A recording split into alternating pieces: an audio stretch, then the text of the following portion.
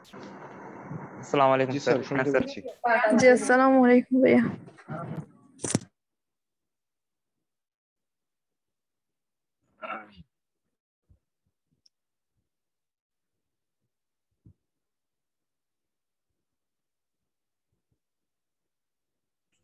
নমস্কার sir.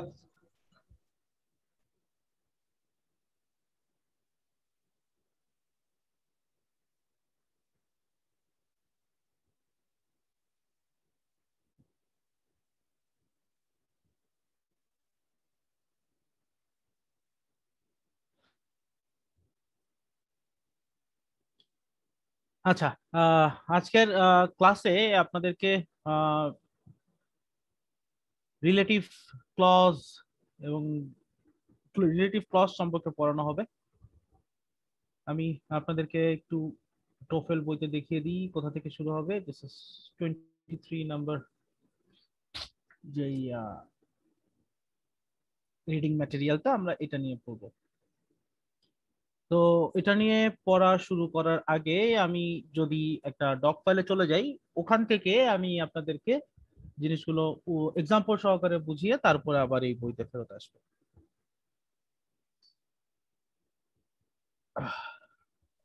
Sir গত ক্লাসের সময় স্যার সম্ভবত ওয়েবসাইটে স্যার লিংকটা দেওয়া হয় নাই স্যার, তখন আমি ক্লাসটা করতে পারি নাই স্যার। আজকে দেওয়া হয়েছে? জি স্যার, আজকে আমি ওয়েবসাইট থেকেই ঢুকছি স্যার, আমি প্রতিদিন ওয়েবসাইট থেকেই ঢুকি। ওয়েবসাইটে দেওয়া হয়নি, ক্লাস করতে পারেনি, তারপরে কি আপনি গ্রুপে জানিয়েছিলেন? স্যার আমি আসলে ফেসবুকে আর ঢুকি নাই, আমি বেশ আচ্ছা কয়েকবার চেষ্টা করছি, পারি নাই।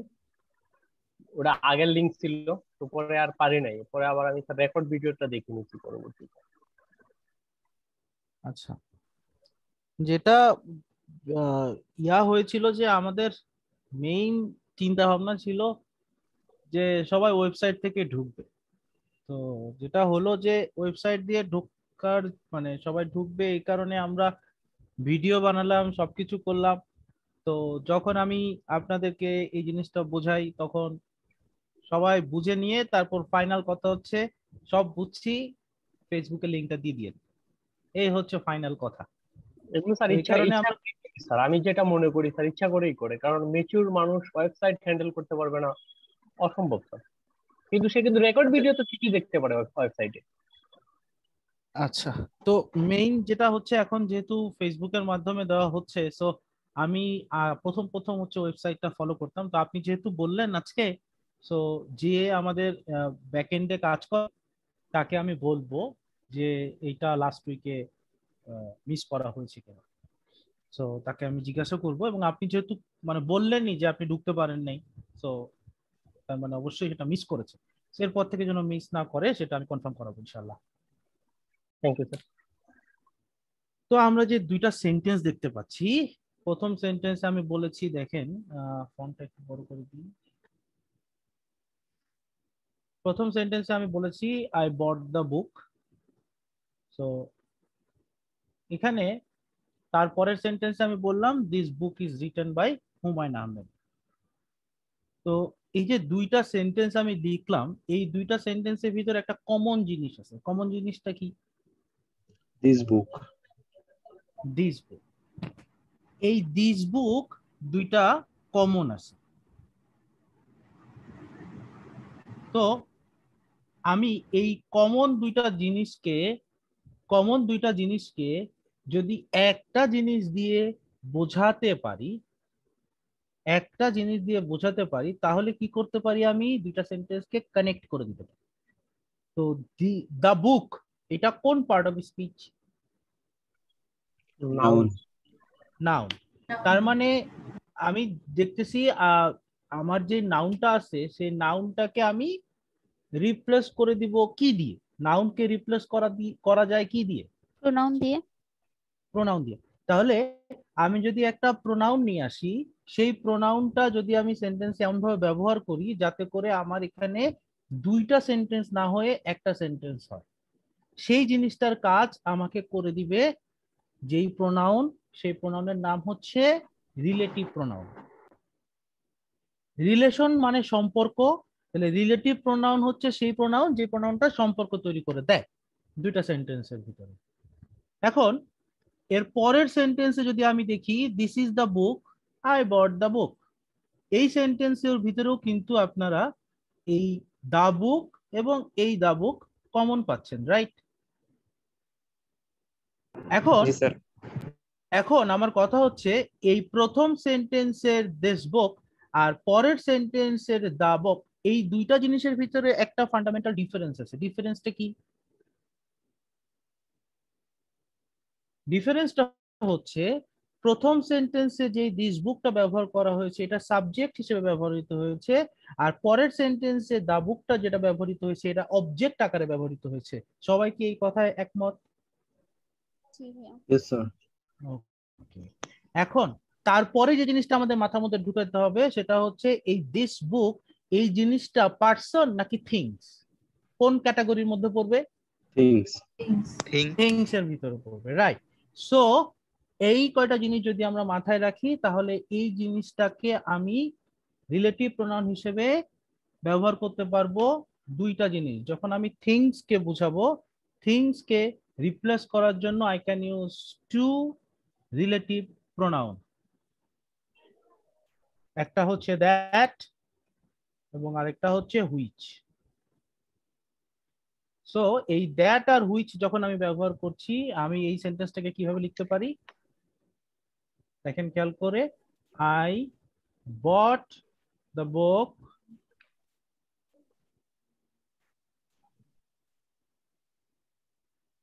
that is written by Humayun Ahmed. অথবা বলতে পারি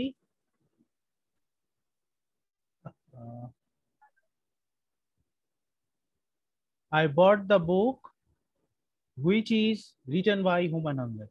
সবাই কি আছেন? এতটুকু বুঝতে পেরেছেন? আমি দুইটা সেন্টেন্সে দ্বিতীয় বুকটাকে রিপ্লেস করে দিলাম দ্যাট এবং হুইচ দিয়ে। ঠিক একইভাবে আমি নিচের সেন্টেন্সটাকেও দ্যাট এবং হুইচ দিয়ে রিপ্লেস করে দিতে পারি। দিস ইজ দ্য বুক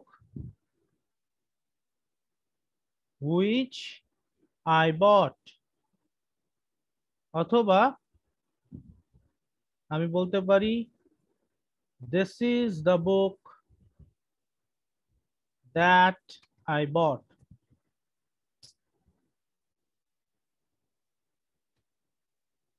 সবাই কি বুঝতে পেরেছেন যা দেখালাম? জি স্যার। এখন আমার কথা হচ্ছে এই সেন্টেন্সটাতে দ্যাট এবং হুইচ কি হিসেবে ব্যবহৃত হয়েছে? প্রোনাউন। এটা ঠিক আছে, সেন্টেন্সে কি হিসেবে বসেছে? সাবজেক্ট হিসেবে। রিলেটিভ প্রোনাউন, রিলেটিভ প্রোনাউন কথা ভাই কানেক্টর হিসেবে। অনেকগুলো অ্যান্সার পেলাম, এখন আমি আস্তে আস্তে বলে দিচ্ছি। প্রথম কথা হচ্ছে এটা একটা প্রোনাউন হিসেবে বসেছে, এটা একটা কনজাংশন হিসেবে। আমার কথা আগে বলতে দেন, আমি এটা শেষ করি। আমার এই সেন্সের ভিতরে এটা রিলেটিভ প্রোনাউন হিসেবে বসেছে। রিলেটিভ প্রোনাউন হিসেবে কেন বসেছে? বিকজ এটা বইটাকে রিপ্লেস করছে। আচ্ছা, এটাকে আপনি আবার কনজাংশন বলবেন কেন? কারণ এটা দুটো সেন্টেন্সকে কানেক্ট করেছে। তো আমরা যখন কনজাংশন আর রিলেটিভ প্রোনাউনের ভিতরে একটা ডিফারেন্স আছে এটা আমরা পরে দেখব। মূল কথা হচ্ছে এই সেন্টেন্সের ভিতরে এটা কিন্তু সাবজেক্ট হিসেবে বসেছে। এই জিনিসটা ধরতে পারছেন কিনা সেটা হচ্ছে আমার কোশ্চেন। মানে এখানে দিস বুকটা ছিল সাবজেক্ট, আমি সেইটার জায়গায় দ্যাট এবং হুইচটাকে বসিয়েছি। জি ভাইয়া, সাবজেক্ট হিসেবে বসেছে। এইটা হচ্ছে আগে মাথায় ঢোকায়। একটু সমস্যা হচ্ছে তার স্যার। মানে বলবেন, কথা বুঝি নাই। মানে স্যার যেটা যে সাবজেক্ট হিসেবে বসছে এটা বুঝতে আমার একটু কষ্ট হচ্ছে স্যার। এটা বুঝতে আপনার কষ্ট হচ্ছে, আচ্ছা ঠিক আছে। আপনি আগে বলেন যে উপরে যে সেন্টেন্সটা আছে this book is written by Humayun Ahmed, এই জায়গায় দিস বুকটা কি হিসেবে বসেছে? সাবজেক্ট। সাবজেক্ট। তো এই জিনিসটাই যখন আমি এই জায়গায় লিখলাম তখন এইখানে এটা সাবজেক্ট বুঝতে কেন সমস্যা হচ্ছে? কেমন জানি একটু মানে আচ্ছা, এই কেমন জানি একটু মানেটা একটু মানে বোঝার চেষ্টা করেন। আপনি যদি মানে কি বলবো ফিক্সড হয়ে থাকেন আপনি বুঝবেন না তাহলে একটু সমস্যা। যেমন আমি যদি বলি সাপোজ দিস ইজ রাসেল। তারপরে যদি বলি হি ইজ মাই ফ্রেন্ড, এই সেন্টেন্সের ভিতরে যে হিটা বসেছে সেই হিটা কি সাবজেক্ট না? জি স্যার, সাবজেক্ট। কিসের সাবজেক্ট? কোন সেন্টেন্সের সাবজেক্ট? এটা স্যার ওই মানে যে সেন্টেন্স লেখেন এই সেন্টেন্সের সাবজেক্ট। এই সেন্টেন্সটার সাবজেক্ট, রাইট। একটা সেন্টেন্স তৈরি হয় কি দিয়ে? একটা ভার্ব এবং একটা সাবজেক্ট নিয়ে। সো এটা একটা কমপ্লেক্স সেন্টেন্স হয়েছে, তাই না? এই কমপ্লেক্স সেন্টেন্সে দুইটা ভার্ব আছে, কি কি? একটা হচ্ছে বট এবং একটা হচ্ছে। সো যেহেতু দুইটা সাবজেক্ট আছে, তাই দুইটা সাবজেক্টের জন্য, সরি, দুইটা ভার্ব আছে, দুইটা ভার্বের জন্য দুইটা সাবজেক্ট দরকার। একটা হচ্ছে আই এবং একটা হচ্ছে দ্যাট। এই হচ্ছে দুইটা সাবজেক্ট। এটা কেন সাবজেক্ট সেটাই আমি উপরের সেন্টেন্সটা থেকেই দ্বিতীয় সেন্টেন্সটা লিখেছি। কিন্তু নিচের যে সেন্টেন্সটার ভিতরে হুইচ এবং দ্যাট ব্যবহার করেছি, এই হুইচ এবং দ্যাট কি হিসেবে ব্যবহৃত হচ্ছে? কনজাংশন হিসেবে। সেন্টেন্সের ভিতরে কি হিসেবে বসেছে? কনজাংশন উত্তর জানতে চাইনি। সাবজেক্টে ভার্ব, অবজেক্ট, এগুলো কথা বলে। এটা অবজেক্টের হিসেবে বসেছে। অবজেক্ট আকারে বসেছে। কিসের অবজেক্ট? দাবুকের।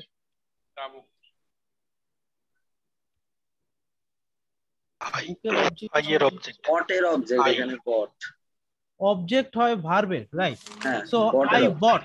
আমি যদি বলি আমি কি কিনেছি, অ্যান্সার কি? The book.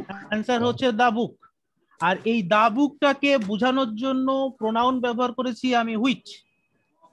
তার মানে এই হুইচটা দা বুকের প্রোনাউন হিসেবে বসেছে এবং এই সেন্টেন্সটার ভিতরে এটা অবজেক্টের কাজ করছে। এই সেন্টেন্সের ভিতরে এতটুকু ক্লজের মধ্যে এই হুইচটা অবজেক্টের কাজ করছে। এই সেন্টেন্সের ভিতরে যে ক্লজটা আছে এই ক্লজের মধ্যে, এতটুকু ক্লজের ভিতরে দ্যাটটা অবজেক্টের কাজ করছে। এখানেও আমি যদি বলি আমি কি কিনেছি, অ্যান্সার হচ্ছে দিস দা বুক, এবং এই দা বুকটাকে বোঝাচ্ছে দিস রিলেটিভ প্রোনাউন দ্যাট। এতটুকু কি সবাই বুঝতে পেরেছেন কিনা সেটা বলবেন। একটা সেন্টেন্সের ভিতরে যখন আমি দ্যাট বা হুইচ ব্যবহার করব রিলেটিভ প্রোনাউন হিসেবে, সেই রিলেটিভ প্রোনাউনটা সাবজেক্ট হিসেবে বসে নাকি অবজেক্ট হিসেবে বসে সেটাই আমাকে আগে বুঝতে হবে। আর এখানে আমার একটা কোশ্চেন ছিল। জি। আচ্ছা, ওই এই যে নিচের হুইচটা আসলে আই বট হুইচ, অবজেক্ট তো সাধারণত ভার্বের পরে বসে, এখানে আগে চলে আসলো। কারণ এটা রিলেটিভ। অবজেক্ট সাধারণত ভার্বের পরে বসে। এই জি। জিনিসটা, এই যে প্লেসমেন্ট, এই প্লেসমেন্টটা মুখস্থ কিন্তু আমরা কখনো আপনাকে করাই নাই। এই জিনিসটা ছোটবেলা থেকে আপনারা মুখস্থ করে আসতেছেন যে সেন্টেন্সের শুরুতে সাবজেক্ট বসে, সেন্টেন্সের শেষে অবজেক্ট বসে। এই প্লেসমেন্ট গুলো মুখস্থ করা ঠিক না। হ্যাঁ, বিষয়টা হচ্ছে আপনি অবজেক্ট কিভাবে পাবেন? আপনি ভার্বকে কি এবং কাকে দিয়ে প্রশ্ন করবেন। ভার্বকে কি এবং কাকে দিয়ে প্রশ্ন করে যদি উত্তর পান, আপনি সেটাকে অবজেক্ট বলবেন। এখন আমি যদি জিজ্ঞেস করি হোয়াট ডিড আই বাই, এটার আনসার হবে দ্য বুক। এখন এই হোয়াট ডিড আই বাই এই জায়গাটায় দ্য বুকের অ্যান্সারটা কে দিচ্ছে?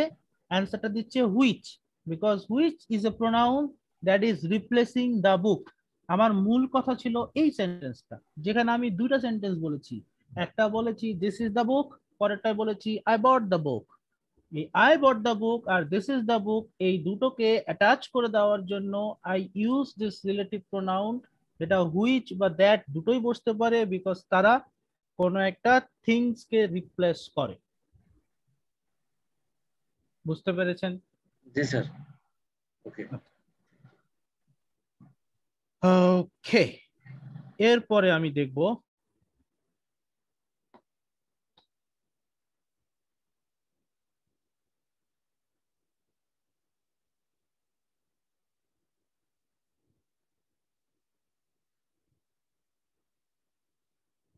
আমি এরপরে টোফেলে চলে যাই, একটু টোফেলটা শেয়ার করে আপনাদেরকে দেখাই টোফেলের ভিতরে কি আছে।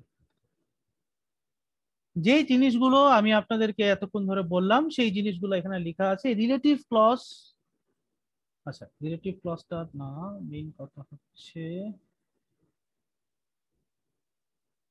এই যে The relative pronoun completely replaces a duplicate noun phrase. There can be no longer pronoun along with the relative pronoun. অর্থাৎ আমি যদি এই দুটো সেন্টেন্স, এই সেন্টেন্সটা থাকে যে দিস ইজ দ্য বুক, তার সাথে আমি দ্যাট দিয়ে যুক্ত করে I bought at the book store, এই আমি কি কিনেছি বুক স্টোরে, অ্যান্সার হচ্ছে এই বইটা কিনেছি। সো এই বইটাকে আমি রিপ্লেস করে দিচ্ছি এই সেন্টেন্সে দ্যাট এর মাধ্যমে। সো আমি যখন এই রিলেটিভ প্রোনাউন দিয়ে দুইটা সেন্টেন্সকে যুক্ত করছি তখন আপনাদেরকে যেটা আইডেন্টিফাই করতে পারতে হবে সেটা হচ্ছে ওই রিলেটিভ প্রোনাউনটা সেন্টেন্সের ভিতরে সাবজেক্ট হিসেবে কাজ করছে নাকি অবজেক্ট হিসেবে কাজ করছে। পরবর্তী সেন্টেন্সটা দেখে আপনাকে বুঝতে হবে। আমি এই কারণেই উপরের সেন্টেন্সটা লিখেছি। আমার কথাটা কি বুঝতে পেরেছেন কি বলেছি? জি স্যার, বুঝছি। ওকে, এখন এখানে একটা লাইন লেখা আছে ইন স্পিক। আচ্ছা, প্রথম কথা হচ্ছে এখন আমরা যদি রিলেটিভ প্রোনাউন সম্পর্কে একটু পরিচিত হই। আমার রিলেটিভ প্রোনাউন হচ্ছে পাঁচটা, that, which, who, whom, whose. এই পাঁচটা হচ্ছে আমার রিলেটিভ প্রোনাউন এবং এই রিলেটিভ প্রোনাউন গুলো কাদেরকে রিপ্লেস করে?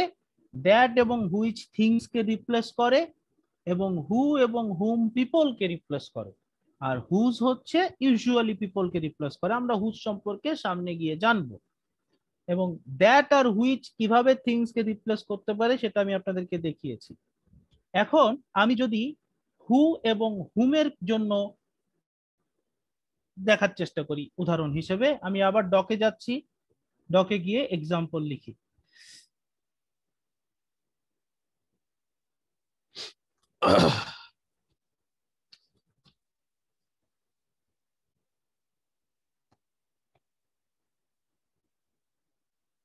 ওকে,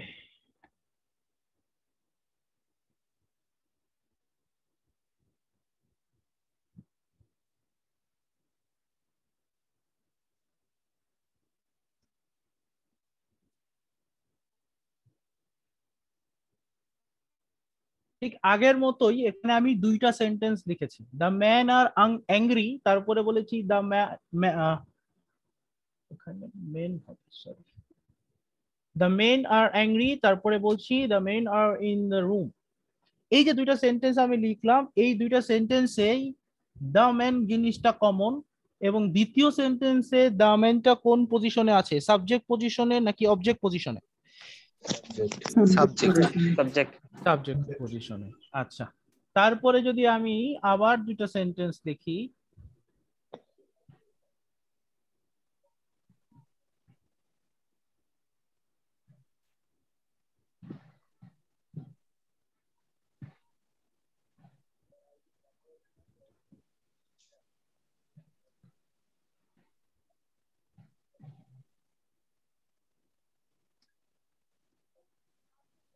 the man R angry, I don't like this man. এই যে দুটো সেন্টেন্স দেখলাম, দ্বিতীয় সেন্টেন্সে এই দিস ম্যানটা কোন পজিশনে আছে, সাবজেক্ট পজিশনে নাকি অবজেক্ট পজিশনে? অবজেক্ট হিসেবে। Object object. আচ্ছা, সো যখন উপরের সেন্টেন্সে আমি যেভাবে দ্যাট এবং হুইচ রিলেটিভ প্রোনাউন ব্যবহার করে দুইটা সেন্টেন্সকে কানেক্ট করেছি, দুইটা সেন্টেন্সকে একটা সেন্টেন্স বানিয়েছি, এখানেও আমি দুইটা সেন্টেন্সকে একটা সেন্টেন্স বানাতে পারবো। হাউএভার এই জায়গায় আমার কিছু বিধি নিষেধ আছে। কি বিধি নিষেধ আছে খেয়াল করি।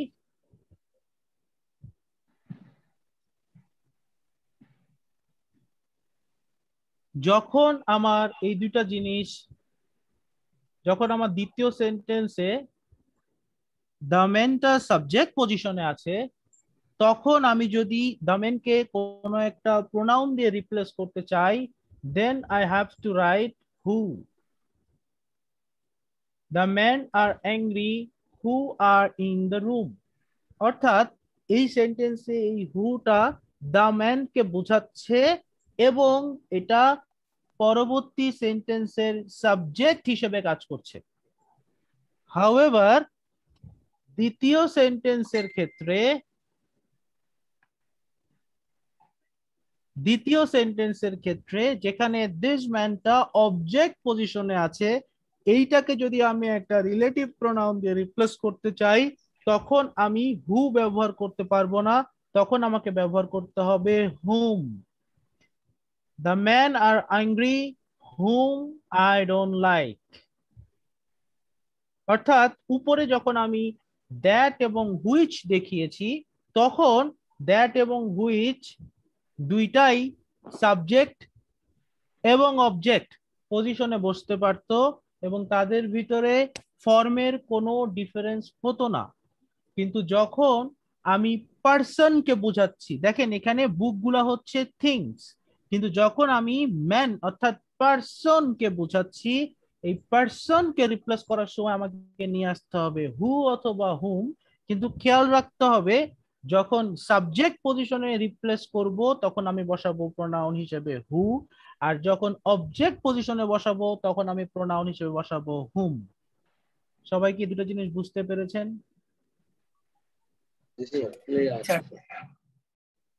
ওকে, এখন আরেকটা বিষয় হচ্ছে, আমরা ইংলিশ ল্যাঙ্গুয়েজে আরো একটা কাজ করি। কি কাজ করি? এই সেন্টেন্সটা দেখেন,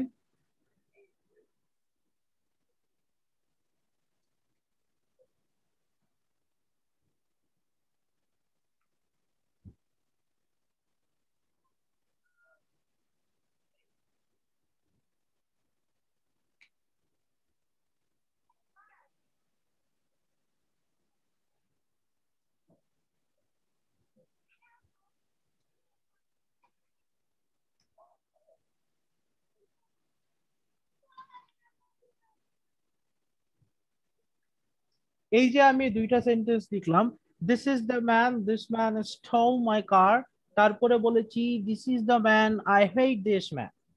এইখানে উপরেরটাতে দিস ম্যানটা সাবজেক্ট পজিশনে বসেছে, সো এটাকে যদি আমি রিলেটিভ প্রোনাউন দিয়ে লিখতে চাই, আমি কি লিখবো বলেন তো? It is man who stole my car. ওকে, আর দ্বিতীয় সেন্টেন্সটাকে যদি আমি রিলেটিভ প্রোনাউন দিয়ে লিখতে চাই, কি লিখবো? This is the man whom I hate. Sir আগের সেন্টেন্সটাতে একটা দি হবে না উপরেরটাতে?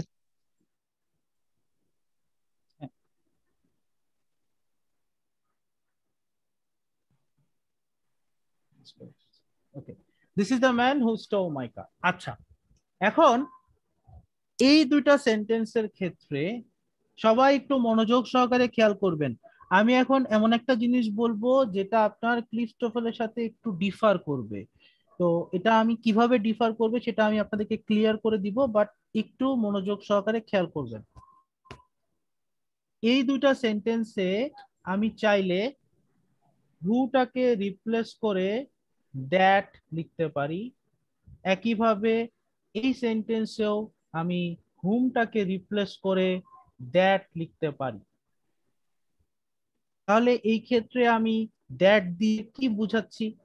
এই দুটা সেন্টেন্সে পার্সনকে বুঝাচ্ছি, রাইট? জি স্যার। জি। ওকে, আমরা যদি এই দুইটা সেন্টেন্স একটু মনোযোগ সহকারে খেয়াল করি, তাহলে আমি যদি আপনাদেরকে একটা জিনিস বলি যে এখানে আমি যখন দ্যাট ব্যবহার করেছি তখন আসলে আমি পার্সনকে বুঝিয়েছি, কিন্তু সেটা তুচ্ছ করার জন্য বা তুচ্ছার্থে বুঝিয়েছি। এটা কি সবাই বুঝতে পারবেন? কেউ কি আছেন যে বুঝেন নাই? তুচ্ছ করা কি বুঝেন? কাউকে তুচ্ছ করা, কাউকে ছোট ছোট করা, করা, ছোট করা। অবজ্ঞা করা, রাইট? সো আমি যখন একটা চোরের ব্যাপারে কথা বলছি, যে তখন আমি কিন্তু সবসময় অবজ্ঞা দিয়ে কথা বলি। আমরা কিন্তু বলি না এই সেই মানুষ যিনি আমার গাড়িটি চুরি করেছিলেন, এভাবে কিন্তু আমরা বলি না। আমরা কি বলবো? আমরা বলবো এই হচ্ছে আমার লোকটা যে আমার গাড়িটা চুরি করছিল, এভাবে বলবো, রাইট? সো অর্থাৎ এটা দিয়ে আমি কি বোঝাচ্ছি? আমি তুচ্ছ করার জন্য বলছি। সো তুচ্ছ করার ক্ষেত্রে বা কাউকে যদি তুচ্ছার্থে আমরা দ্যাট ব্যবহার করতে পারি, যেটা দিয়ে পার্সনকে রিপ্লেস করা যায়। আমার কথা কি বুঝতে পেরেছেন? জি স্যার দ্যাট ব্যবহার করে, কিন্তু হুইচ দিয়ে কখনো পার্সনকে রিপ্লেস করা যায় না। তাহলে আমি যদি এখানে একটু লিখার চেষ্টা সেন্সের করি, উপর ডিপেন্ড করে স্যার। হ্যাঁ, আমি যদি এখানে লিখি হুইচ দিয়ে কি বোঝাচ্ছি আমি, থিংস। দ্যাট দিয়ে আমি কি বোঝাচ্ছি, থিংস অথবা পিপল। আর হু অবলিক হুম দিয়ে আমি কি বোঝাচ্ছি, শুধুমাত্র পিপল। ক্লিয়ার? হু এবং হুম দিয়ে পিপল বাদে আরো অনেক কিছু দেখানো যেতে পারে, বাট এখন আমরা এতটুক জায়গাতেই থাকছি, ইন ডিটেইলে আরো যাচ্ছি না, বিকজ ওগুলা আরো অ্যাডভান্স লেভেলের। আমাদের টোফেলের জন্য এতটুক মাথায় রাখতেই হবে। দ্যাটেরটা আমি আলাদাভাবে টোফেলের বাইরে হওয়ার পরও দেখালাম, কেন? কারণ দ্যাটেরটা পরীক্ষায় আসে প্রায় সময়ই। সো এটা আপনাদের ইনিশিয়ালি এখন কনফিউজড হয়ে আপনারা যেতে পারেন, এই কারণে দ্যাটেরটা আমি আলাদাভাবে দেখালাম। দ্যাটের ক্ষেত্রে কিন্তু দেখেন তার কিন্তু সাবজেক্ট এবং অবজেক্টের ফর্মের কোনো পার্থক্য হয় না, যেখানে হুতে আর হুমে একটা পার্থক্য হয়। সাবজেক্ট হিসেবে বসালে আমরা হু, আর অবজেক্ট হিসেবে বসালে আমরা হুম বসাই, কিন্তু দ্যাট এবং হুইচ তাদের কোনো ফর্মের পরিবর্তন হয় না। এখন আমি কেন বললাম টোফেলের সাথে একটু ডিফার করবে, আমি যদি আবার টোফেলটা একটু ওপেন করে আপনাদেরকে দেখাই, টোফেলের ভিতরে একটা লাইন আছে, এই যে in speaking that can be used for people but not in formal written English. সেই জিনিসটা মাথায় রাখবেন, ফর্মাল রিটেন ইংলিশে দ্যাট ব্যবহার হয় না। এটা এখানে বলা হলেও দ্যাট এখন accepted in formal written English as well, যেখানে মানুষকে তুচ্ছ করার জন্য এটা ব্যবহার করা হয়। আমার কথা কি বুঝতে পেরেছেন? জি স্যার জি স্যার। অর্থাৎ অর্থাৎ আপনারা যেরকম মিনি টেস্টের ভিতরে গিয়ে আপনারা যে এরর ডিটেকশন করেছেন, ওই রকম এরর ডিটেকশনে যদি আপনি কোথাও দ্যাট পান আর যদি বলেন যে এই দ্যাটটা এখানে ভুল, এখানে হু হবে বা হুম হবে, এই কাজটা আপনারা করবেন না। পার্সনকে বোঝাতে দ্যাট ব্যবহার করা হলে সেটা কারেক্ট ধরে নেবেন। সবাই ক্লিয়ার? জি জি স্যার স্যার। ওকে। আচ্ছা স্যার, এখানে So, ডুপ্লিকেট নাউন ফ্রেজটা কি? একটা লাইন আছে উপরে। ডুপ্লিকেট নাউন ফ্রেজটাই উপরে। নাউন ফ্রেজ মানে হচ্ছে একের বেশি শব্দ নিয়ে যখন নাউনের কাজ করে সেটাকে নাউন ফ্রেজ বলি। তো উপরে আমি যে সেন্টেন্স গুলো এখানে লিখতেছিলাম, এই যে দা বুক, এই দা বুকটা হচ্ছে নাউন ফ্রেজ। এখন ডুপ্লিকেট কেন হচ্ছে, বিকজ এই যে এইখানে দেখেন উই বট দ্য স্টেরিও, আবার the stereo had been advertise at A reduce price, তাহলে দুইটা ডুপ্লিকেট হলো না? তো এই জিনিসটাকে যদি আমি একটা সেন্টেন্সে নিয়ে আসতে চাই তাহলে কি করব, আমি এই দ্বিতীয় দা স্টেরিওটা উঠিয়ে দিয়ে তার জায়গায় দ্যাট বসাবো। বুঝতে পেরেছেন? এটাই হচ্ছে ডুপ্লিকেট স্যার। Noun phrase. আচ্ছা, ভাই So, চিলড্রেনের ক্ষেত্রে হুইজ বসতে পারে? চিলড্রেন বুঝিনি, আবার বলবেন। মানে শিশুর ক্ষেত্রে কি হুইজ বসতে পারে? হুইজ চিলড্রেনের ক্ষেত্রে হুইচ বসতে পারে, হ্যাঁ চিলড্রেনের ক্ষেত্রে হুইচ বসতে পারে, কারণ চিলড্রেন যখন আমরা বলি তখন সেটা দিয়ে আসলে পার্সন বোঝানো হয় না, যেটা আমরা বাংলায় সাধারণত ক্লিভ লিঙ্গ বলে থাকি। তো চিলড্রেনের ক্ষেত্রে আপনি হুইচ বসাতে পারবেন। পার্সন হিসেবে যখন আমরা বোঝাই তখন পিপল, ম্যান, ওম্যান এগুলোকে বোঝানো হয়।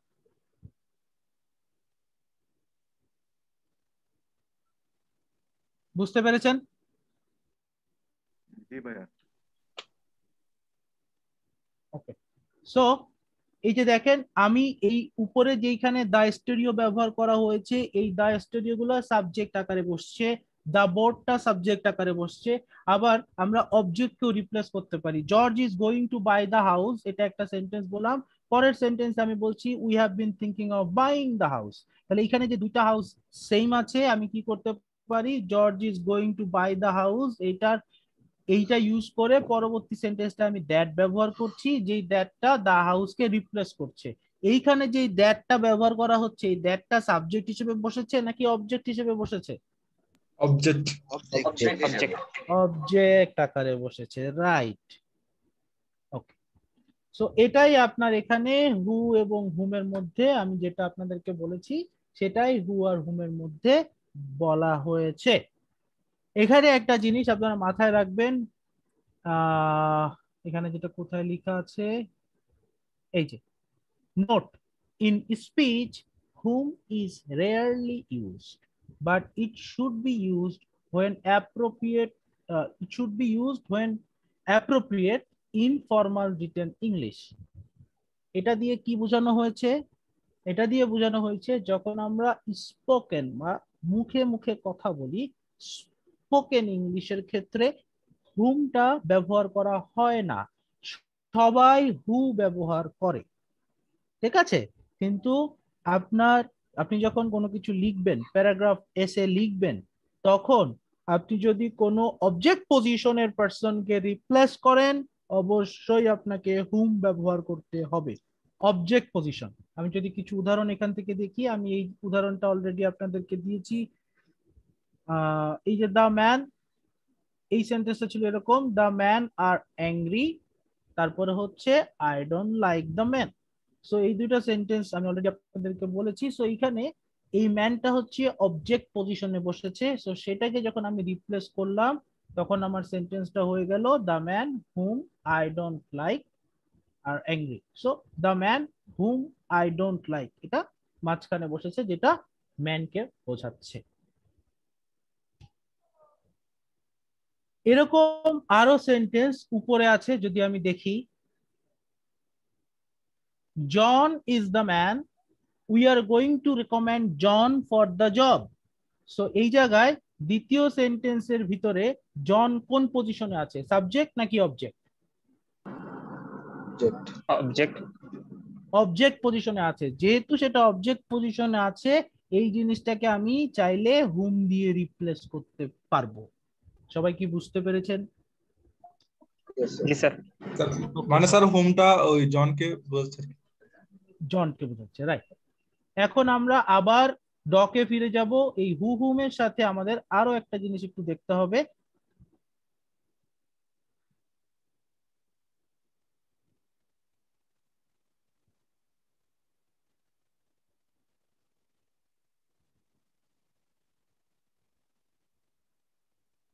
ওকে,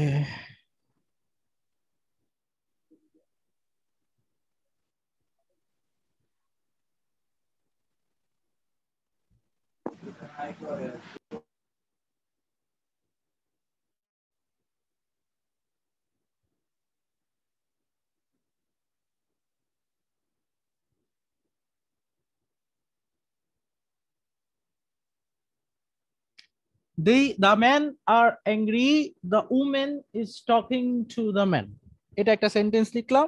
আরেকটা সেন্টেন্স লিখি, আহ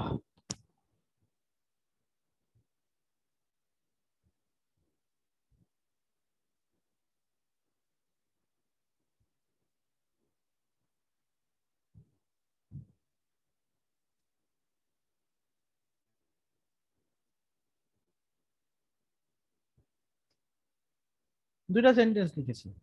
একটা লিখেছি দ্য মেন আর অ্যাংরি এবং the woman is talking to the man. আর দ্বিতীয় সেন্টেন্সটা বলেছি the boy is crying, I care for the boy. এখন আমি এতটুক জিনিস এক্সপ্লেন করার আগে আমি যদি আপনাদের একটু প্রিভিয়াস নলেজ নিয়ে চিন্তা করাই, সেটা হচ্ছে আপনারা সবাই স্কুল কলেজে অ্যাপ্রোপ্রিয়েট প্রিপোজিশন পড়েছেন। এই অ্যাপ্রোপ্রিয়েট প্রিপোজিশন জিনিসটা কি, কেউ বলতে পারবেন?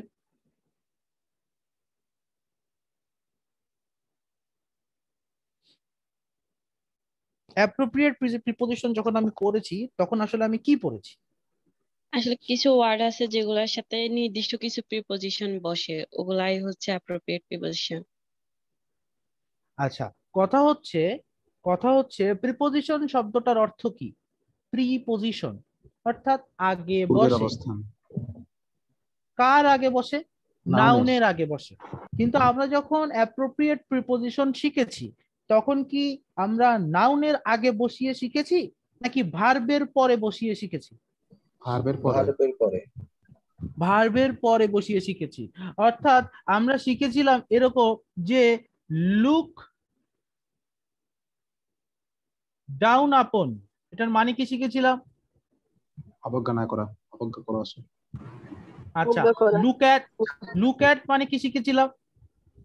আশ্চর্যজনিত হওয়া। লুক লুক অ্যাট অ্যাট মানে তাকানো। তাকানো। তাকানো। আর যখন আমি লুক আপ বলেছিলাম তখন কি শিখেছিলাম?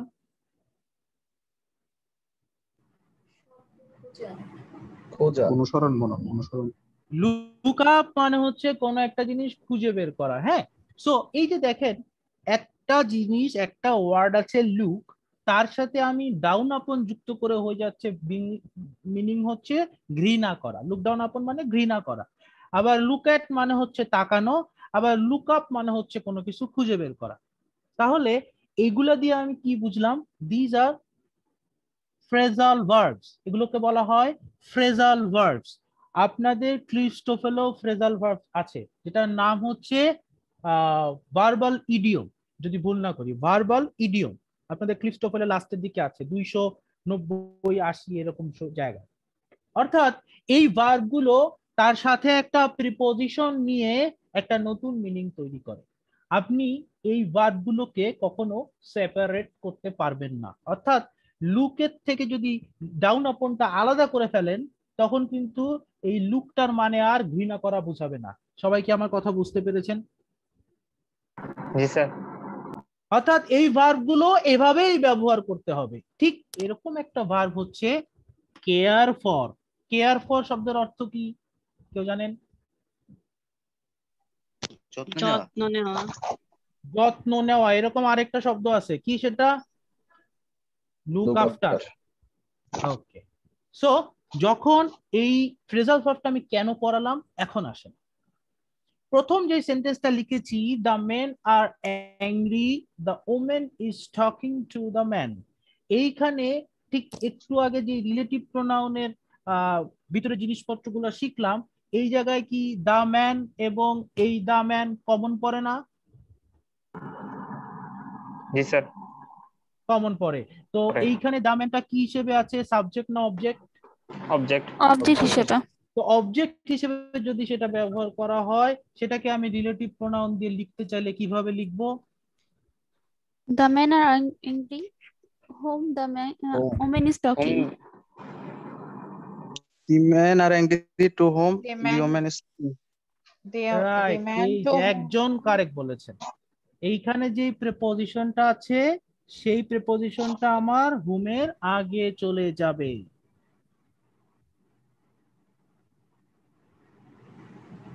কারণ এই টকিং টুটা কিন্তু কোনো ফ্রেজাল ভার্ব না। ওকে, টকিং হচ্ছে একটা ভার্ব এবং দা ম্যান হচ্ছে একটা নাউন, এই দুটার ভিতরে কানেকশন তৈরি করেছে টু।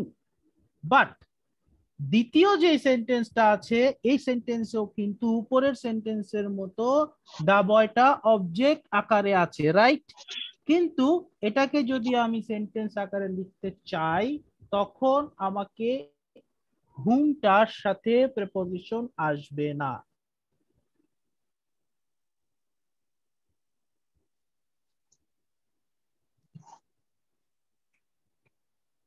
আমার কথা কি বুঝতে পেরেছেন? অর্থাৎ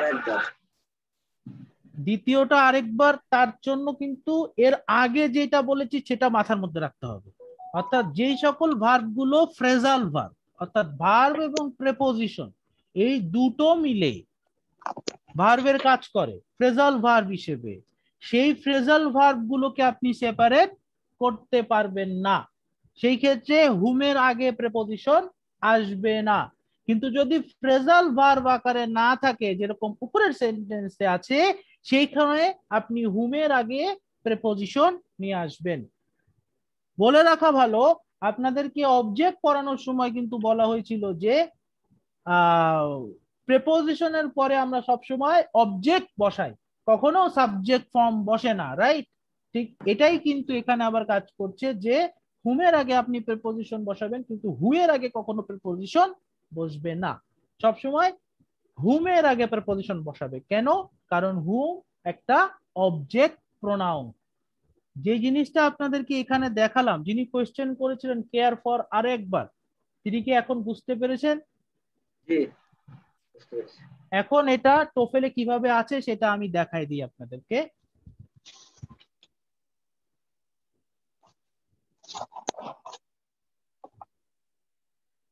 এই হু হুম এর লাস্টে দেখেন এখানে লেখা আছে we also use the form whom after the preposition. In this case, the preposition should also be moved to the position before whom in formal written English.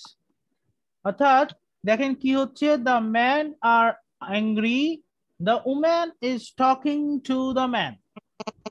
এই সেন্টেন্সটায় আমি যখন করতে যাচ্ছি তখন কি হয়ে যাচ্ছে, the man to whom the woman is talking are angry.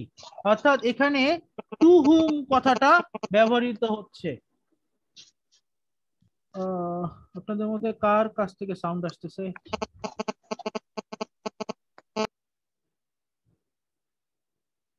Okay, so এখানে টু হুমটা ব্যবহার করছি। এটা বলার সাথে আরো বলা আছে পরের পেজে, however if the preposition is part of a combination such as a two word verb, এই টু ওয়ার্ড ভার্ব মানেই হচ্ছে ভার্ব প্লাস প্রেপোজিশন।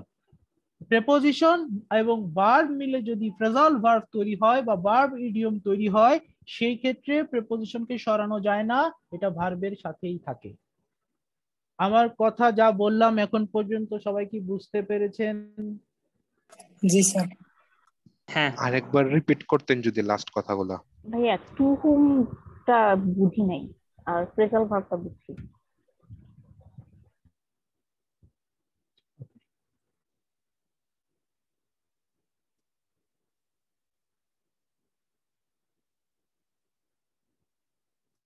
এই যে উপরের সেন্টেন্সটা যখন দেখেন, এইখানে যখন আমি সেন্টেন্সটা করছি,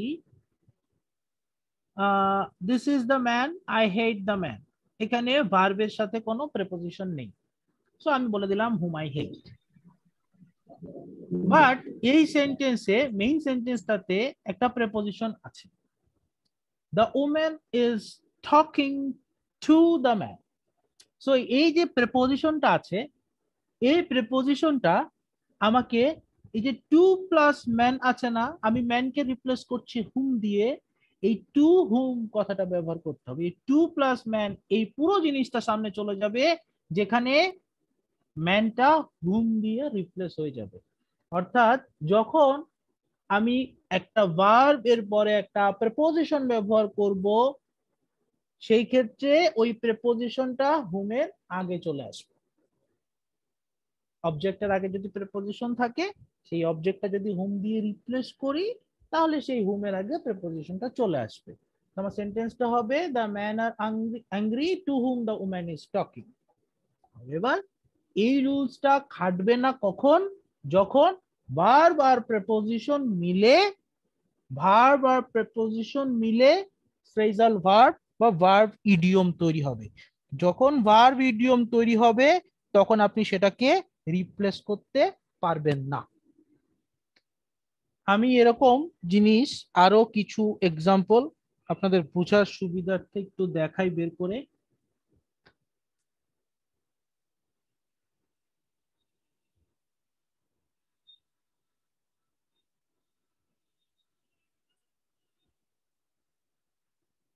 একশো 92 হচ্ছে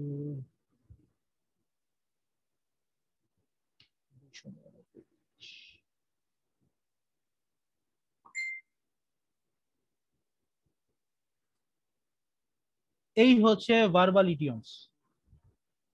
ভার্বাল ইডিয়মস মানে হচ্ছে এই যে যেগুলো আমি আপনাদেরকে দেখিয়েছি, এগুলোকে আপনি কখনো সেপারেট করতে পারবেন না।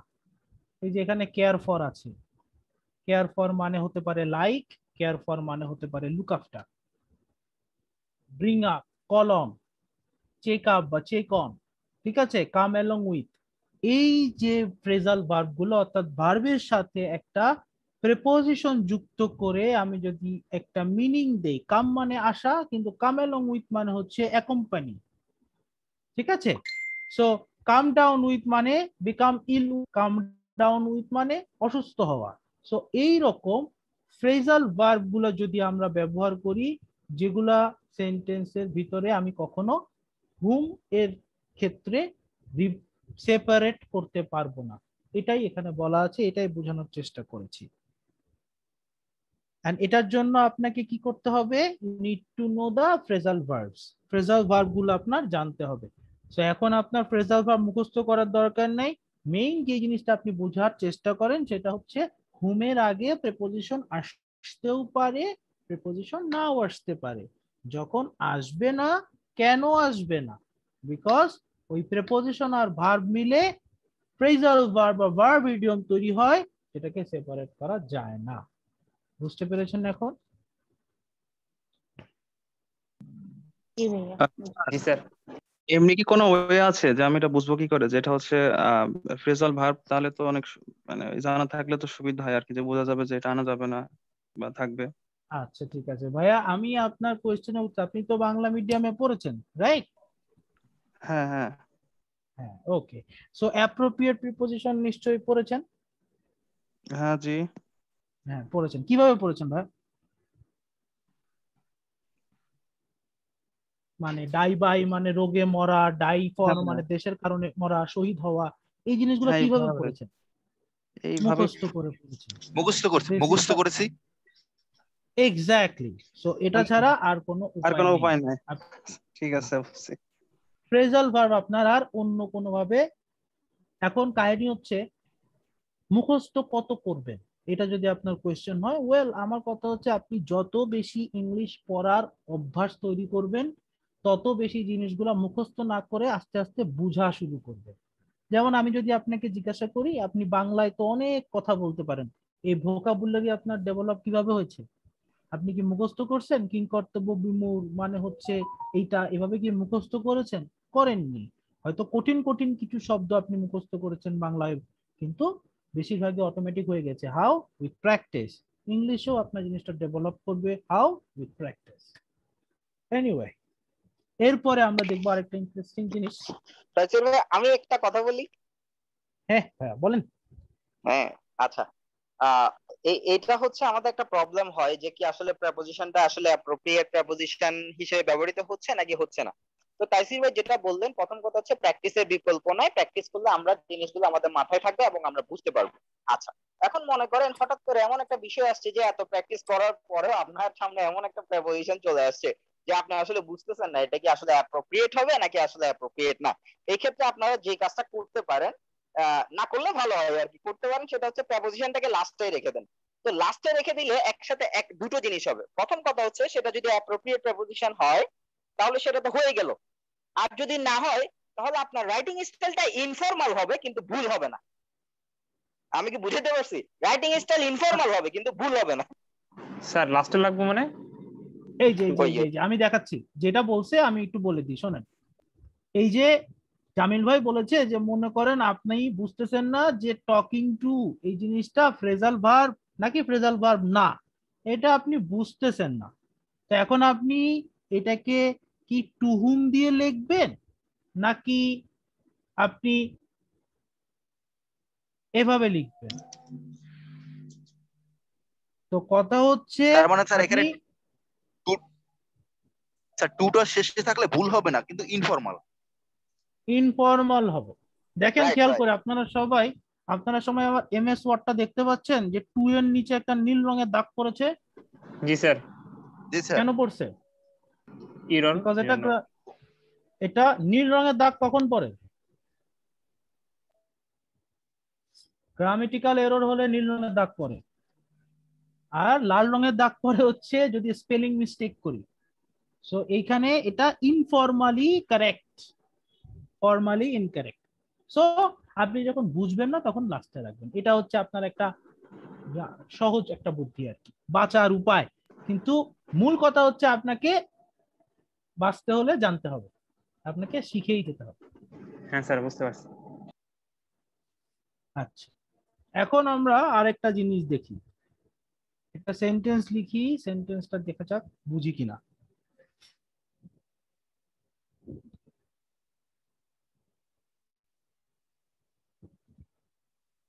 ওকে, প্রোফাইল থেকে একটা সেন্টেন্স লেখার চেষ্টা করছি।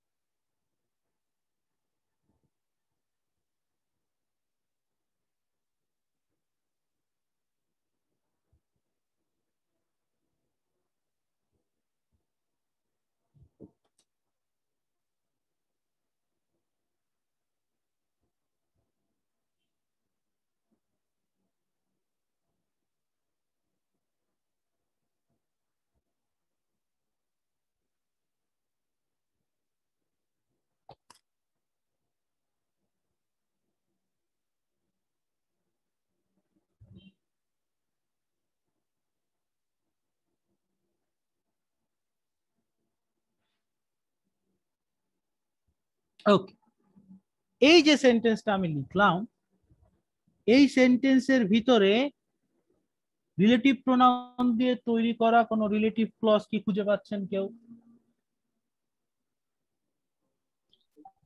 দ্যাট।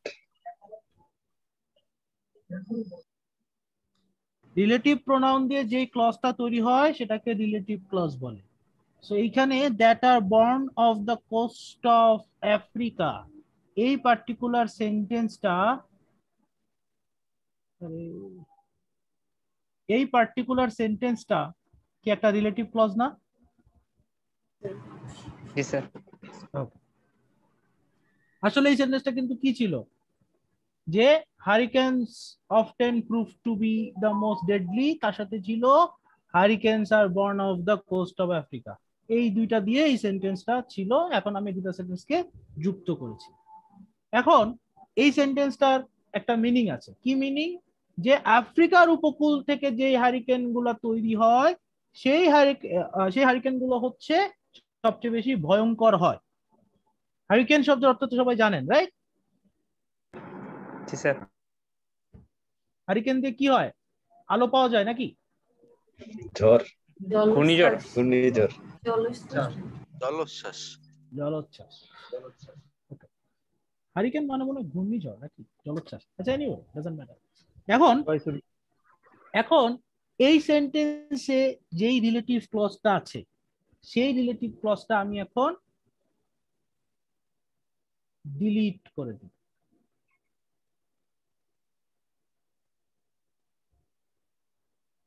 এখন বলেন তো এই সেন্টেন্সটা কি মিনিংফুল হচ্ছে? আর গ্রামেটিক্যালি কারেক্ট, কিন্তু মিনিংফুল হচ্ছে কি উপরের সেন্টেন্সের সাথে তুলনা করে দ্বিতীয় সেন্টেন্সটা? না স্যার। কেন হচ্ছে? মানে আপনার কাছে এই দ্বিতীয় সেন্টেন্সটার মিনিং হচ্ছে সকল হারিকেন, অর্থাৎ বাংলাদেশে যে হারিকেন হয়, আফ্রিকায় যেটা হয়, অস্ট্রেলিয়ায় যেটা হয়, সবগুলাই ডেডলি, তাই মনে হচ্ছে না? জি স্যার। কিন্তু উপরের সেন্টেন্সে যিনি এটা লিখেছেন তিনি কি সেই কথা বুঝাতে চেয়েছেন? না না, বুঝাতে চান না, স্পেসিফিক ভাবে বলে দিচ্ছি। স্পেসিফিক ভাবে বলে দিচ্ছে। সো এই জায়গায় এই যে ইয়েলো মার্ক করা অংশটু, এইটা এই সেন্টেন্সে ইসেনশিয়াল নাকি ইসেনশিয়াল না বলেন তো? এসেনশিয়াল।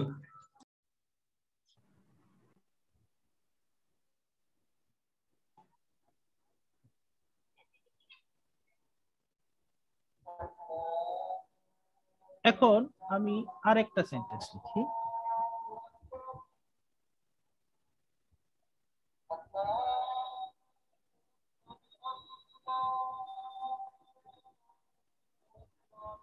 এগুলো সব প্রোফাইল থেকে নিচ্ছি আমি।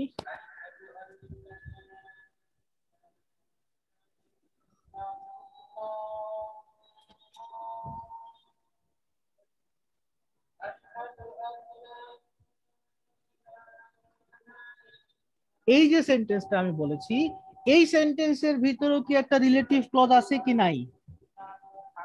Which is very large. Which is very large. Which is very large. এই which is very large টা যদি আমি পরের সেন্টেন্সে গিয়ে বাদ দিয়ে দেই, তখন আগের মতো আমার যে সেন্টেন্সে প্রবলেম তৈরি হচ্ছিল সেই প্রবলেমটা কি তৈরি হয় কি হয় না? হয় না। জি স্যার।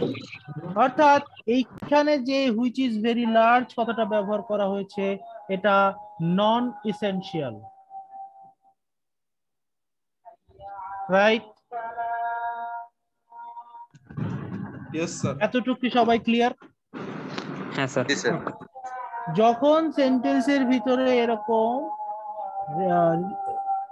কি বলে রিলেটিভ ক্লজ ব্যবহার করা হবে, যেই রিলেটিভ ক্লজটা ইসেনশিয়াল সেটাকে আমরা বলবো রেস্ট্রিকটিভ ক্লজ। কি বলবো? Restrictive clause. কেন রেস্ট্রিকটিভ ক্লজ বলবো? কারণ এটা রেস্ট্রিক্ট করে দিচ্ছে। খেয়াল করেন, আরে এটা কি হয়ে গেল? কারণ এ হারিকেনকে রেস্ট্রিক্ট করে দিচ্ছে, সকল হারিকেন না, যেই হারিকেন গুলো আফ্রিকার উপকূল থেকে তৈরি হয় সেই হারিকেন গুলো ডেডলি, এই কারণে এটাকে বলা হচ্ছে রেস্ট্রিকটিভ ক্লজ। আর যখন এখানে নন এসেনশিয়াল হয় সেটাকে আমরা বলি নন রেস্ট্রিকটিভ ক্লজ। সবাই কি এতটুকু বুঝতে পেরেছেন যা বললাম? জি স্যার।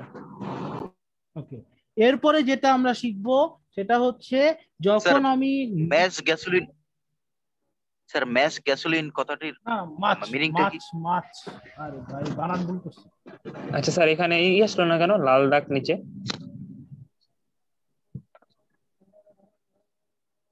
লাল দাগ কি? আচ্ছা, কেন আসলো না বুঝতে পারতেছি না। আসলে ওটার অর্থ স্যার মন্ডো যাও। ও থ্যাংক ইউ ভেরি মাচ। আচ্ছা, তো যেটা বলতেছিলাম সেটা খেয়াল করো, এখানে আমি বানান ভুল করেছিলাম, এটা ঠিক করে দিয়েছি। আচ্ছা, এখন যখন আমি সেন্টেন্সে নন রেস্ট্রিকটিভ ক্লজ ব্যবহার করব, সেই রেস্ট্রিকটিভ ক্লজ কিভাবে লিখব? সেই নন রেস্ট্রিকটিভ ক্লজকে আমি কমা দিয়ে সেপারেট করব, কমা দিয়ে সেপারেট করব। এখন আমার কথা হচ্ছে, কমা দিয়ে যদি সেপারেট না করি তাহলে কি হয়? দেখেন, আমি আপনাকে বোঝাচ্ছি। মনে করেন আমি অনেক ধনী একটা মানুষ, আমার গাড়ি আছে, সাপোজ আমার গাড়ি আছে 10টা। তো 10টা গাড়ির ভিতরে আমি যদি আপনাকে বলি যে আমার গাড়িগুলোর মধ্যে যেই গাড়িটা সবচেয়ে বড় সেই গাড়িটা অনেক বেশি গ্যাসোলিন নেয়, তখন কি আমার ইসেনশিয়াল সেন্সটা আবার চলে আসে না? আসে। জি স্যার। সো আমি কমা দিয়ে আলাদা যদি করি তখন সেটা ইসেনশিয়াল বোঝাবে না, তখন সেটা নন রেস্ট্রিকটিভ বুঝাবে। আর কমা দিয়ে যদি আলাদা না করা হয় সেটাকে রেস্ট্রিকটিভ ক্লজ বা ইসেনশিয়াল ইনফরমেশন বুঝাবে। আমি আরো 2টা উদাহরণ দিয়ে আপনাদেরকে দেখাবো। তার আগে যতটুক বলেছি ততটুক কি বুঝতে পেরেছেন? জি স্যার। স্যার কমার ব্যাপারটা একটু বলবেন? কমার ব্যাপারটা খুব সহজ ভাবে, কমার ব্যাপারটা হচ্ছে নন রেস্ট্রিকটিভ ক্লজে কমা থাকবে আর রেস্ট্রিকটিভ ক্লজে কমা থাকবে না। জি স্যার। ওকে, এখন এইখানে আমাদের একটা জিনিস জানতে হবে। আমি আপনাদেরকে বলেছি না যে দ্যাট এবং হুইচ,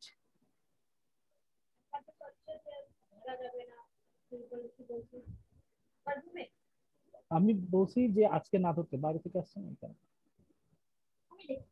আচ্ছা, তো আব্বা না দেখে জন্য দেখি স্যার। আচ্ছা, সরি।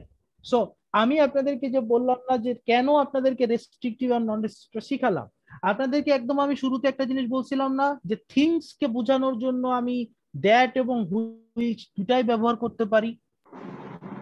জি স্যার।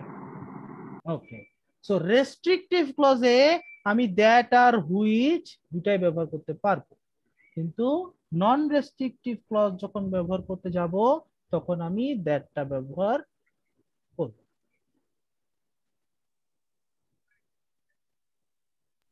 স্যার নন রেস্ট্রিকটিভে মানে কমা থাকতে হবে না? নন রেস্ট্রিকটিভে কমা থাকতে হবে এবং নন রেস্ট্রিকটিভে আমি দ্যাট ব্যবহার করব না, শুধু হুইচ ব্যবহার করব। রেস্ট্রিকটিভ ক্লজের ক্ষেত্রে দ্যাট এবং হুইচ আমরা দুটাই ব্যবহার করতে পারবো। জি স্যার। একটা কথা আমি আপনাদেরকে এই জায়গায় একটু বলে দিই যে টোফেলের ভিতরে কিন্তু আপনাদেরকে এই কথাটা একটু কি বলবো সফট টোনে বলা হয়েছে। সফট টোনটা কি আমি দেখাই।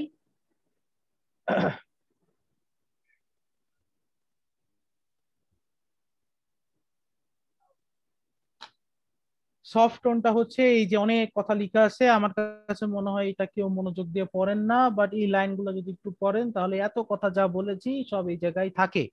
A non-restrictive clause contains additional information which is not required to give meaning of the sentence. যেটা বললাম একটু আগে যে additional information দিচ্ছে, অর্থাৎ এই যে এখানে আমি যখন বলছি মাই কার হুইচ ইজ লার্জ, এটা একটা এক্সট্রা ইনফরমেশন দিচ্ছে। ওকে, তার সাথে কি বলা হচ্ছে দেখেন, a non restrictive clause is set off from the other clause by commas and a restrictive clause is not, অর্থাৎ রেস্ট্রিকটিভ ক্লজে কমা দেওয়া হয় না, নন রেস্ট্রিকটিভ ক্লজে কমা দেওয়া হয়। তার সাথে আরেকটা লাইন দেখেন খেয়াল করে, who, whom, which can be used in restrictive or non-restrictive clause, অর্থাৎ who, whom, which আমরা তিনটাই রেস্ট্রিকটিভ নন রেস্ট্রিকটিভ ব্যবহার করতে পারবো। that can be used only in restrictive clause, অর্থাৎ that শুধুমাত্র রেস্ট্রিকটিভ ক্লজে ব্যবহার করা হবে। এই লাইনটা লিখে তারপরে আবার সফট করে দিয়ে বলেছে normally that is preferred word to use in a restrictive clause although which is acceptable. So এখানে আবার জিনিসটা আবার ঘুরিয়ে ফেলেছে যে রেস্ট্রিকটিভ ক্লজে that প্রেফার করা হয় which is acceptable. So এই যে which is acceptable এই কথাটা শুনে আপনারা আবার একটু কনফিউজ হয়ে যেতে পারেন, এটার মানে কি। সো এই জিনিসটাই আপনাদের মাথার মধ্যে, আপনাদের কাছ থেকে সাউন্ড আসতেছে, এই জিনিসটা আপনাদের মাথার ভিতরে প্রেসার নেওয়ার প্রয়োজন নেই। আপনারা মাথায় রাখবেন এভাবে যে যখন আমার নন রেস্ট্রিকটিভ ক্লজ হবে আমি শুধু হুইচ ব্যবহার করব, এবং রেস্ট্রিকটিভ ক্লজে দ্যাট এবং হুইচ দুটাই ব্যবহার করতে পারবো। ক্লিয়ার সবাই এই দুটা জিনিস? ওকে, এখন আমি দুইটা সেন্টেন্স লিখি, দেখেন খেয়াল করে।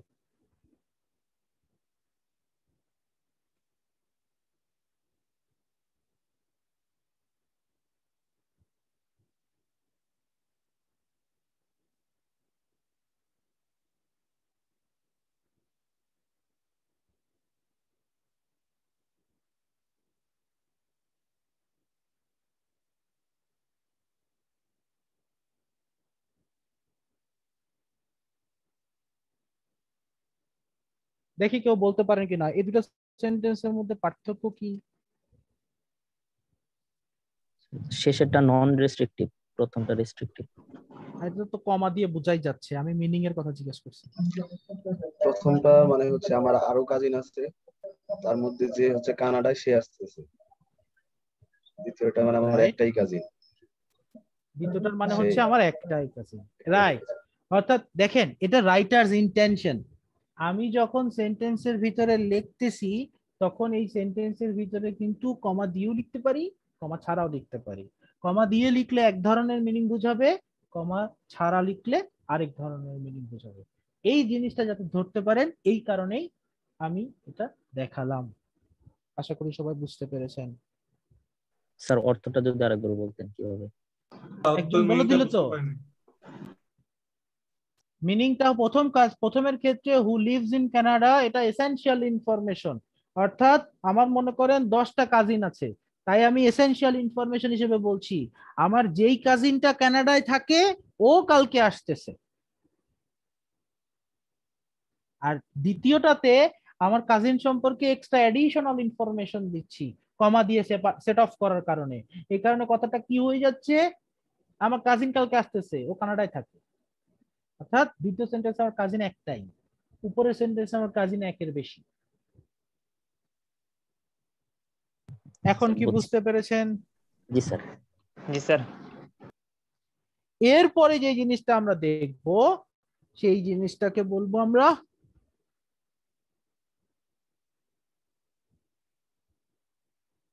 Possessive relative pronoun. So possessive জিনিসটা কি আসলে? অধিকার, অধিকার বা দখল বোঝে। রাইট। ওকে, একটা জিনিস বের করে নিই।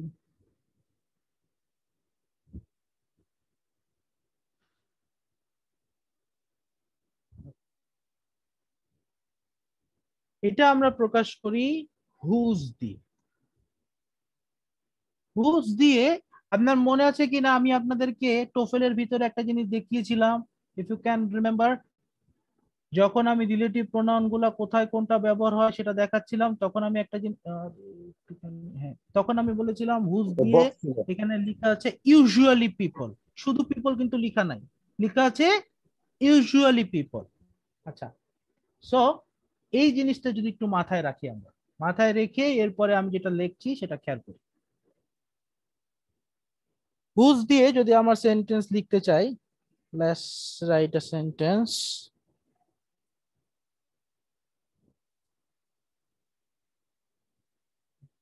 James received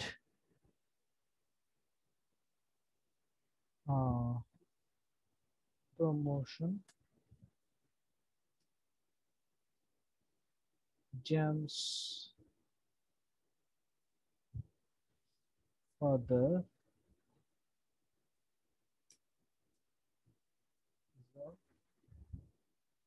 president of the committee. James received the promotion. James' father is the president of the committee. এই সেন্টেন্সে কমন আছে কি? জেমস। জেমস। আমি কি বলতে পারবো সত্যি সত্যি যে জেমস কমন আছে? কারণ এখানে আছে জেমস মানে একটা মানুষ, আর এখানে আছে জেমসেস মানে জেমস এর। সো জেমস আর জেম এর এই দুটো জিনিস কি সেম? না স্যার। সো এইখানে আসলে জেমসের বাবা এটা বোঝাচ্ছে। জেমস যেহেতু কমন, তো আমি এই জেমসেস এই জিনিসটাকে রিপ্লেস করে দিতে পারি হুজ দিয়ে। অর্থাৎ আমি এই সেন্টেন্সটাকে আবার যদি লিখি, আমি এখানে হুজ দিয়ে পজেশন বোঝাচ্ছি। সো আমি এই জায়গায় যদি হুজ যুক্ত করে দিই, তখন আমার সেন্টেন্সটা হয়ে যায়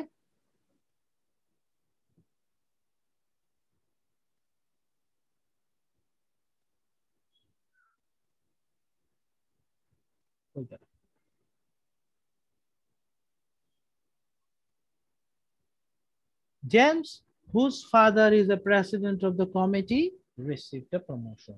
এই যে দেখেন খেয়াল করে, এই যে হুজ ফাদার, এইখানে আসলে আমি বুঝাই দিচ্ছি এটা জেমসের ফাদার। কিভাবে বুঝাচ্ছি? পজেসিভ রিলেটিভ প্রোনাউন ব্যবহার করে, যেটা পজিশন বোঝায়। কার পজিশন? সে যেই নাউনকে রিপ্লেস করছে সেই নাউনের পজিশন। এটা আমি হুজ দিয়ে প্রকাশ করতে পারি। স্যার, এটা কি বলা যায় যে মালিকানা, অধিকার বা অবস্থান বোঝাতে হুজ ব্যবহৃত হয়? যে কথাটা আমি বাংলায় ইংলিশে বলছি সেটার বাংলা আপনি বললেন। পজেশনের মানেই হচ্ছে মালিকানা বা অধিকার। স্যার জি অবশ্যই বলা যায়। স্যার এটা কি নন এসেনশিয়াল ক্লজ? আপনি বলেন, আপনি বলেন। হ্যাঁ স্যার। হ্যাঁ নন রেস্ট্রিকটিভ। হ্যাঁ বলতেছেন না না বলতেছেন বুঝতে পারতেছি না। হ্যাঁ sir, non restrictive clause. Non restrictive clause, কারণ আপনি যদি whose father is the president of the committee এটা যদি ফেলে দেন, তাতেও আমার সেন্টেন্সের উপরে কোনো প্রভাব পড়ছে না। কিন্তু আবার এরকম সেন্টেন্সও হতে পারে, যেমন খেয়াল করেন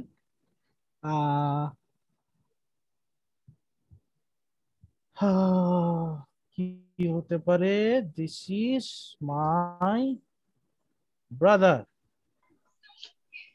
মাই ব্রাদার্স ওয়াইফ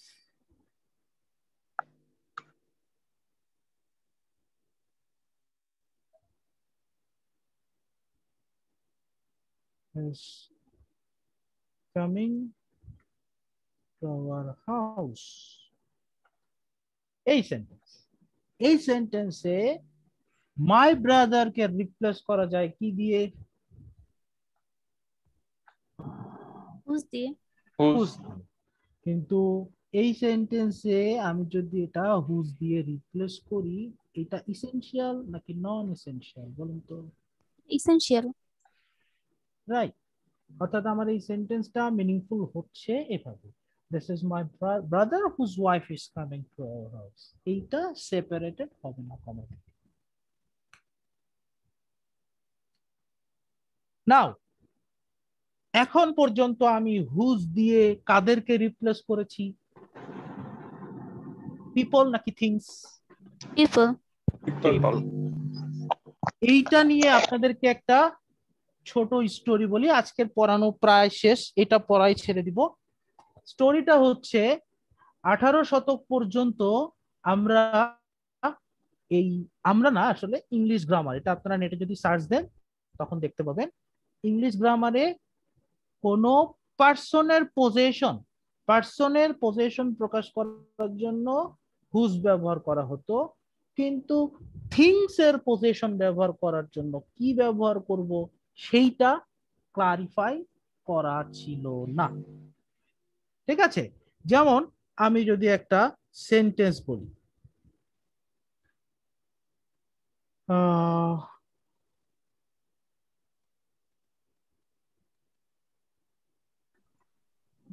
আচ্ছা স্যার, ওখানে টোফেলে ইউজুয়ালি পিপল কেন বললো?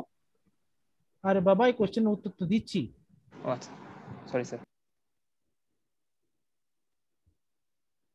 খেয়াল করেন যেটা লিখতেছি, he was watching the movie, তারপরে হচ্ছে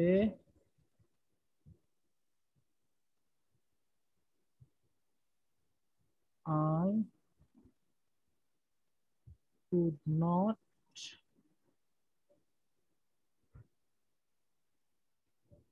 remember title of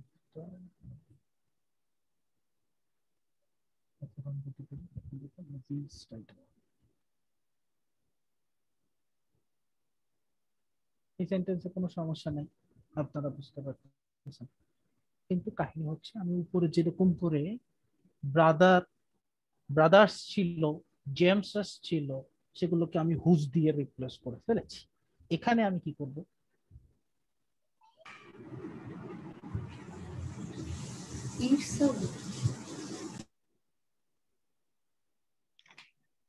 ইটস হবে, একজন বললেন। ইটস তো ভাইয়া রিলেটিভ প্রোনাউন না। রিলেটিভ প্রোনাউন তো আমরা শিখে আসলাম হুইচ, দ্যাট, হু, হুম আর হুজ।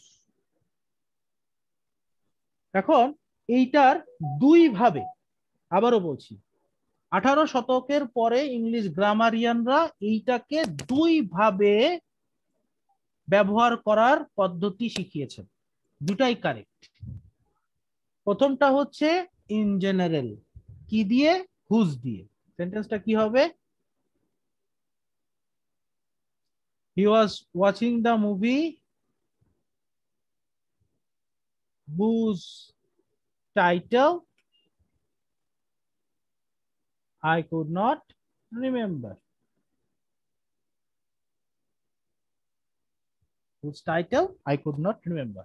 অথবা কি করা যেতে পারে? He was watching the movie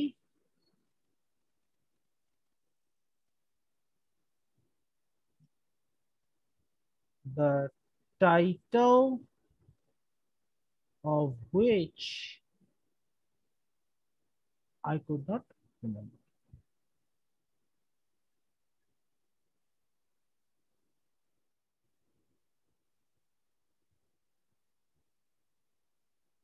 আমার কথা কি বুঝতে পেরেছেন?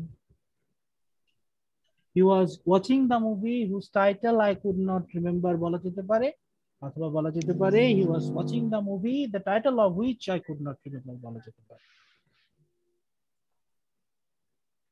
এইটা বস্তুর সাথে মানাচ্ছে না, রাইট, বাট এটা কারেক্ট। এই জিনিসটা আবার আপনাদের টোফেলের ভিতরে আছে, মানে টোফেলের ভিতরে কিছু কিছু গ্রামার আছে একটু হাই এন্ডের, যেটা আসলে টোফেলে যে ধরনের গ্রামারটা নরমালি বলা হয়েছে তার সাথে যায় না। সো দ্বিতীয় সেন্টেন্সটা মনে হয় মানাচ্ছে। সো আপনারা দুইটার যে কোনো একটাই ব্যবহার করতে পারেন। এখন আমি টোফেলে ফেরত যাব, টোফেলে গিয়ে দেখব এইখানে এই রিলেটেড কি বলা হয়েছে। ওকে,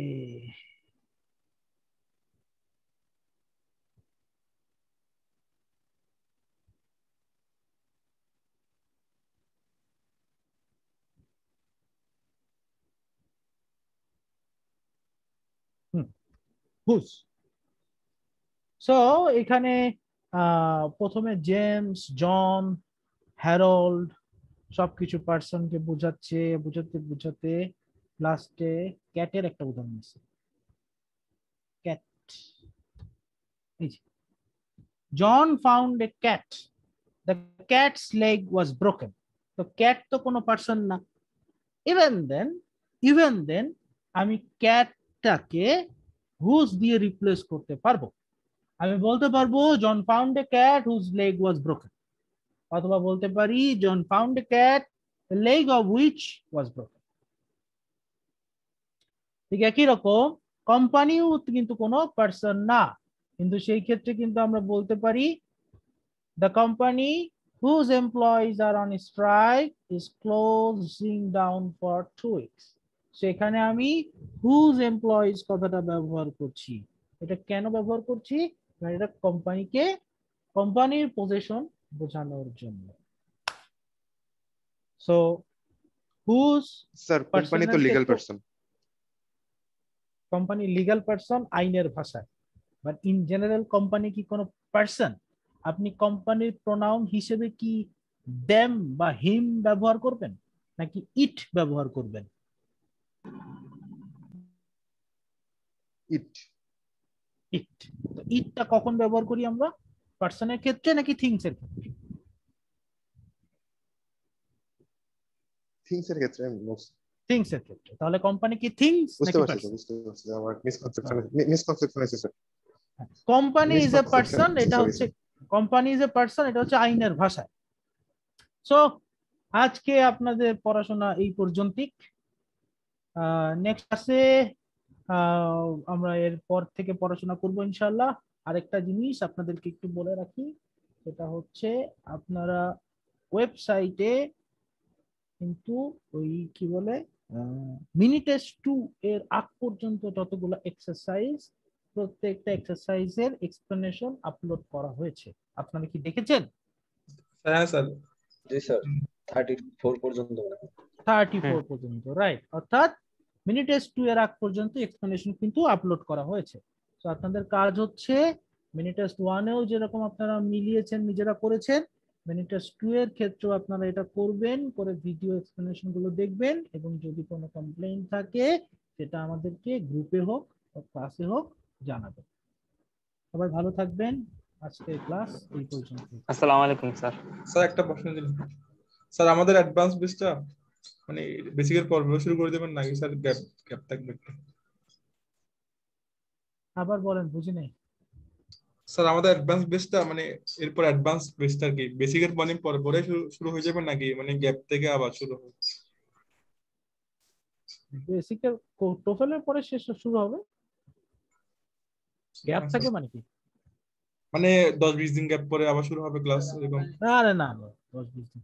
আচ্ছা, ওই যে জাহানারা কি বলে, জুহান আক্তার মনে হয়, একজন মেসেজ পাঠিয়েছিলেন, জুহান আক্তার। ভাইয়া ডকের শেষের পেজে একটু স্ক্রিনশট নিতাম। নেন। জি, থ্যাংক ইউ। ওকে, ঠিক আছে, থ্যাংক ইউ ভেরি মাচ। ভালো থাকবেন সবাই, দেখা হবে নেক্সট ক্লাসে। আসসালামু আলাইকুম। আসসালামু আলাইকুম।